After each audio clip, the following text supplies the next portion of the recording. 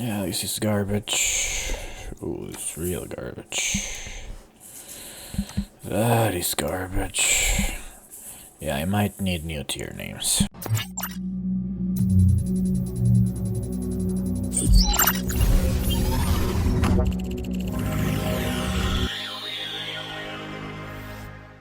Okay, seriously now, let's make the heat production tier list. Now, as you might have guessed, I changed the tier names.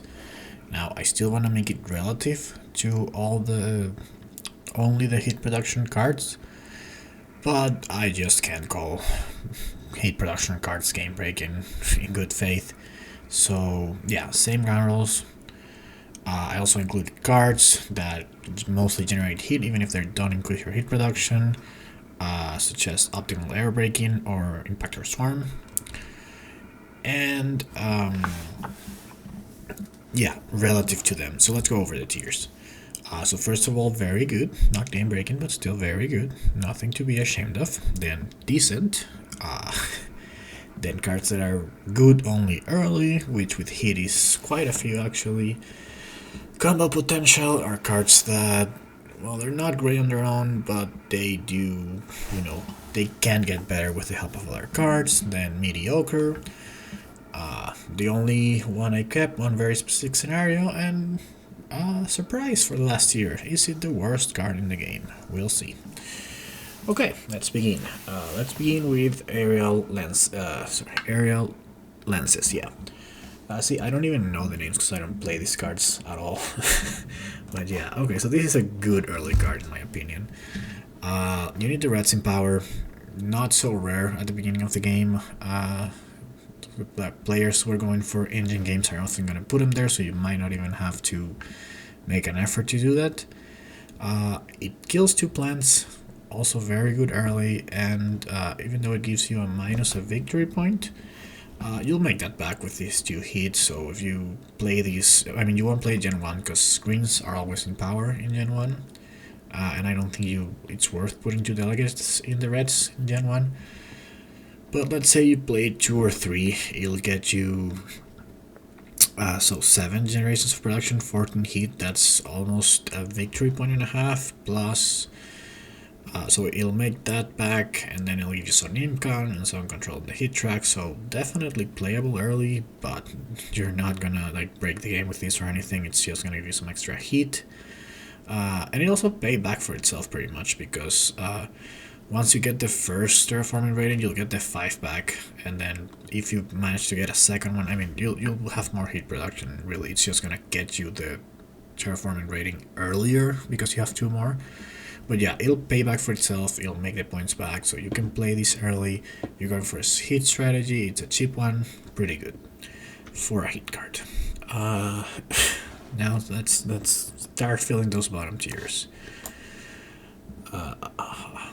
Aerobreaked Ammonia Asteroid. I already talked about this in my plant production video. As a hit production, I guess it's a little better because it's a little more dedicated to hit.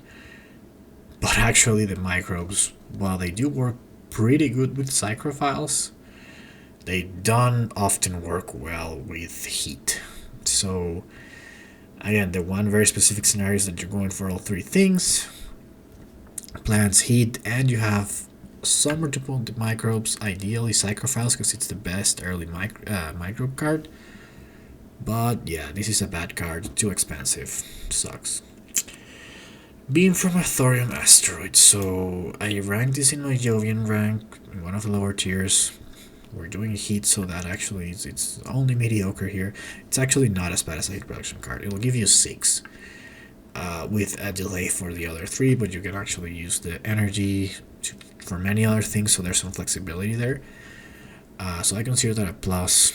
The negatives are still not enough victory points for the price, and it requires another Jovian, which it's another expensive card to play early. And if you're going to hit, well, you might play something like Vesta Shipyard to play some other titanium space tags, but it's still hard to play early, so this is why it lands in mediocre, even though it's gonna give you more points than something like Soletta because of the Jovian tag and the victory point. But I don't like this card. I really don't like the requirement. The production is decent for heat though. Okay, black polar dust. So I generally hate cards that hit your MC production. This one, it hits it by 2, but it's actually only 1 because you'll get a TR with the ocean. And so if you compare it to an aquifer,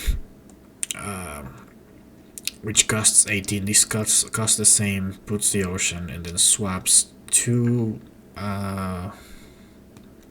MC for 3 heat, which is, it's okay. I generally like MC better than heat, but heat is actually more expensive to get in the game because it's, you know, I mean, it's worth more but less flexible, so make that, you know. But yeah, there's scenarios where you can play this, and it's better than the standard project ocean. And there's many scenarios where you play the standard project ocean. Like if you're going for, you know, plan cards with the requirements, or if you see an ocean that you can place next to 2 other oceans and pick up minerals, something like that, definitely worth it. Or if you have Arctic algae, also can be worth it. So yeah, the scenario is for the ocean, not for the heat production, and then this swap, you might be okay with it. Okay, so Carbonate Processing. I actually like this card. I'm gonna call it decent. So first of all, it's our first building tag. There's gonna be a bunch more, but it's a cheap building tag, so you can play that early for builder, which is very important. Now the energy can be hard to come by, so you could say, okay, this is gonna be 3 heat for, you know, maybe like if you play power plant, that's 7, plus these 9. Now you're paying just a lot, 16 for 3 heat production. So that can be high, but there are many other ways to get energy, and I wouldn't play this, like I wouldn't play power plant to play this. You generally want something more efficient than power plant. But I still think it's cheap, and you can play it with steel, you can pay it, and it goes for builder. So yeah, I'm gonna put it there. And similarly, GHG Factories. So it's almost the same, but costs 5 more for 1 more heat. I think that ratio is a little worse. So this one you're paying, if you count the energy as 1 heat, essentially, which is not exactly that, but kind of is. It's close. So you're paying 9 for 2. That's 4.5 per heat. Here you're paying 14 for 3, which is almost 5 per hit, but it's almost the same ratio, just a little worse. And it's not as cheap for builder, so I'm gonna rank this a little lower. One nice thing about 4 is that if you don't get any other heat production, that will get you the heat step every 2 generations, but I don't think that's such a big deal because of the 2 heat production bumps in the heat track. You can often play this and still be on 4. So yeah, I'm gonna rank this a little higher. It's probably a little controversial. Most people don't like this card as much. I don't see them play that often. I just often find that if you have the power and you're going for heat, which you often do, it's a good exchange. Okay, now the first Venus card, GHG import for Venus. I'm gonna put this in combo potential. So it's 1 victory point for 24, or 1 terraforming rating. It gets you the income. And then 3 heat. Neither effect is too great, but it does have the Venus tag and it's a space event, and that in my opinion makes it much better than something like Aerobreaked Ammonia Asteroid, and you get this right away, a victory point right away.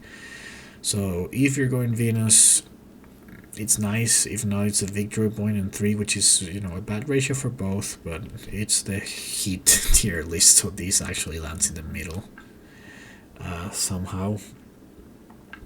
But yeah, I do think this is playable sometimes, but it kind of sucks for most of the time. Pretty much the 4 last are not going to be very good cards. I could actually put this in mediocre. It's closer, maybe closer to mediocre, only because maybe there's a play on Venus, but that's it. Impactor Swarm. So the double Jovian tag, it's actually not an easy requirement to meet. However, there's one thing, so this doesn't produce heat, it gives you 12 heat, and one thing that can be great for is stealing Thermalist. Thermalist is the second most volatile award in Tharsis after Banker. And people don't claim it until late, but if they are ahead by 10, they'll claim it. And so I just gotta wonder, like, if your opponent has Jovian tags on it, how afraid should you be of this? Does this actually, just the existence of it, keep you from claiming Thermalist? Because you really don't want to get an award flipped. It's a 10-point swing in a 2-player game, 6-point swing in a 3 or more player game. It's really significant. And so, yeah, I think getting 12 hit for that reason alone can be great.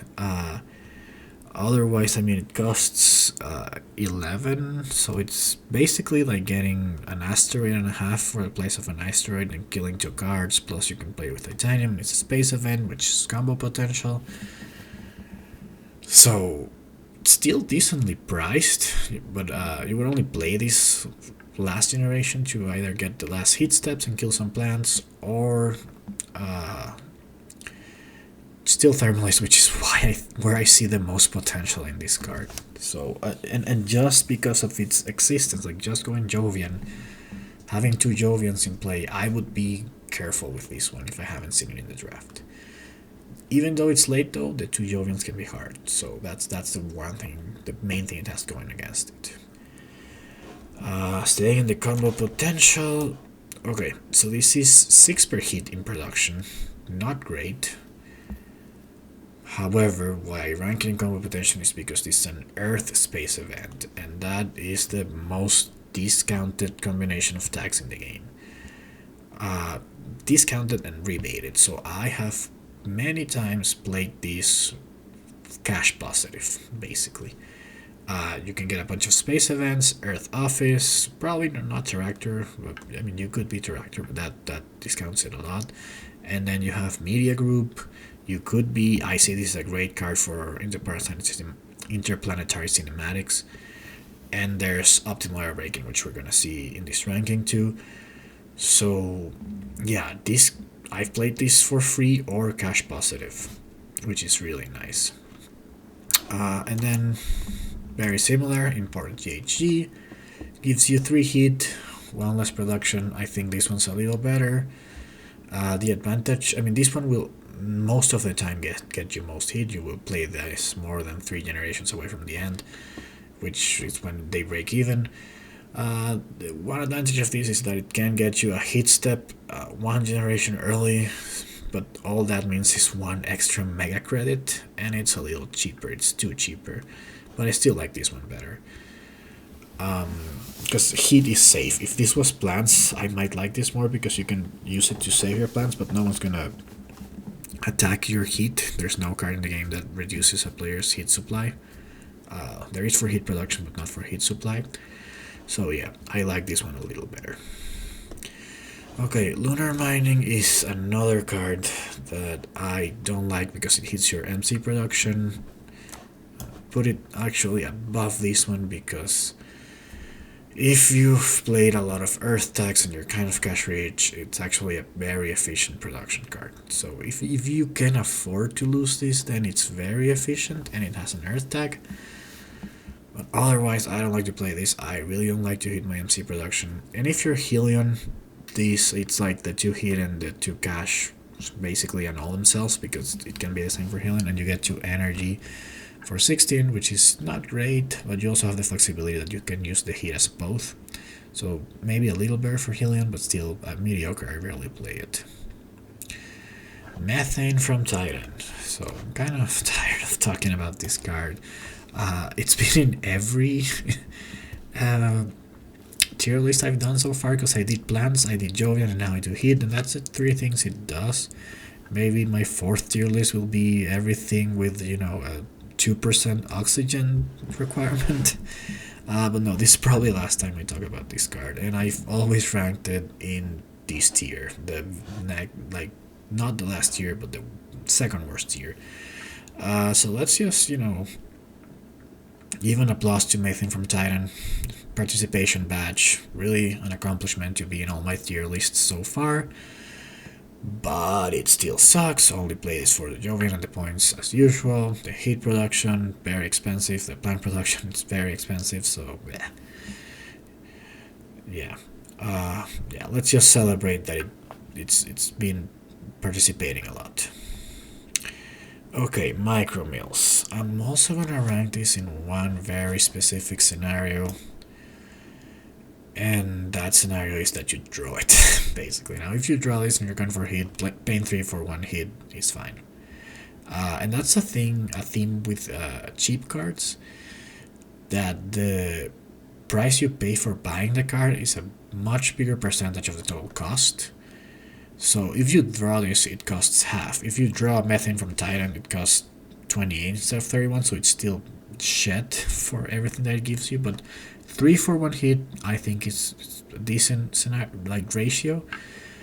6, I think it's a little high, and I would definitely not pick this in the draft because not only it's a little high, but it's also not impactful enough.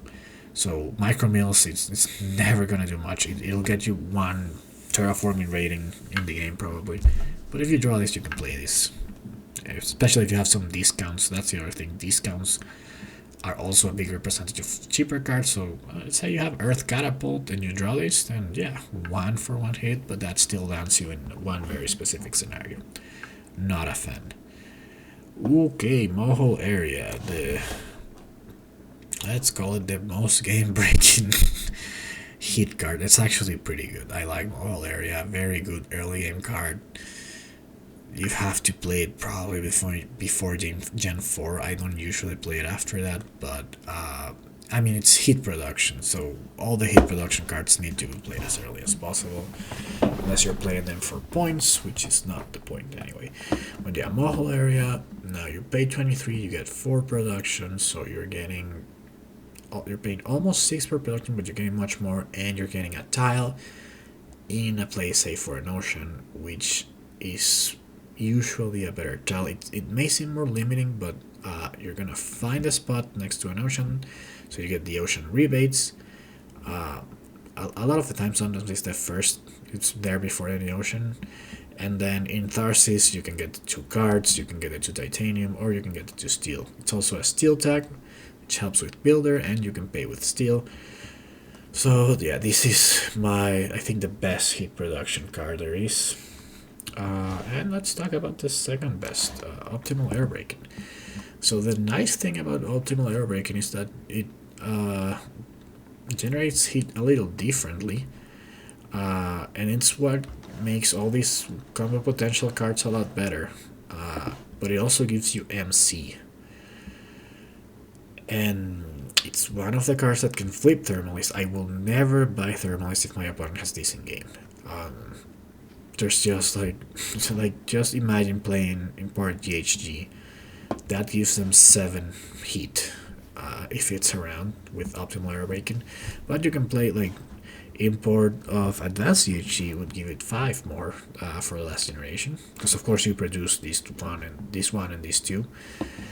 So it keeps you from getting Thermalist unless you're up by I don't know, 15 heat maybe. I would consider it a little safe. But yeah, you can play these 2, and like I said, that's so much heat that you can get in the last generation. It's cheap because you're also getting money back for it. So yeah, I think Optimal Aerobraking is really good. Now you gotta go for a space event strategy. Nice thing is you don't have to go for a lot of heat production. You can throw asteroids, and then it makes them a little cheaper, and then every now and then you get enough heat to get an additional point. One other thing is it helps you with the ocean and the heat track, because if you have it in play and you say have 6 heat or something like that, and then you throw an asteroid, like big asteroid, let's say, and you need 3 steps, then this one gives you the 3rd step. You don't have to pay an expensive SP asteroid for it. So yeah, I really like optimal aerobraking. It's still like, this is again very good for a heat production card. None of these cards I consider game breaking. Oh, and also has some nice competition with Media Group and Interplanetary Cinematics. But yeah, I would rank it under Mohole for sure.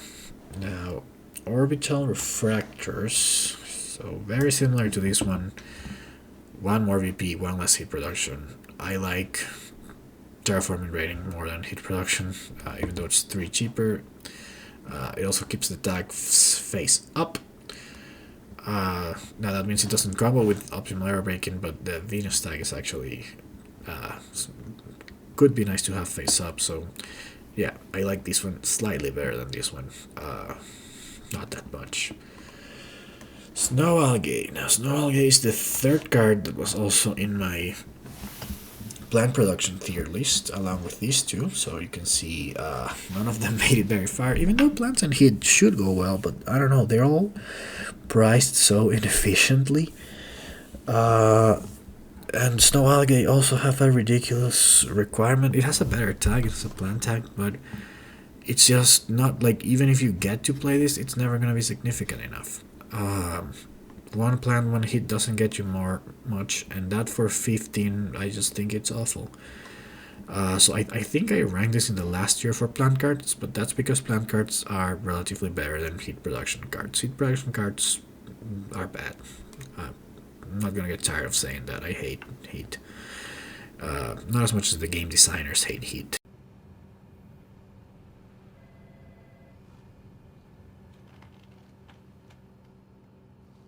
This is the worst. This is the worst! You are the worst! I hate looking at your face. I want to smash. But I hate it. And yeah, it's gonna be here in the one very specific scenario. Moving on, Solar Reflectors. Okay, so this was like a refreshing card for me to see.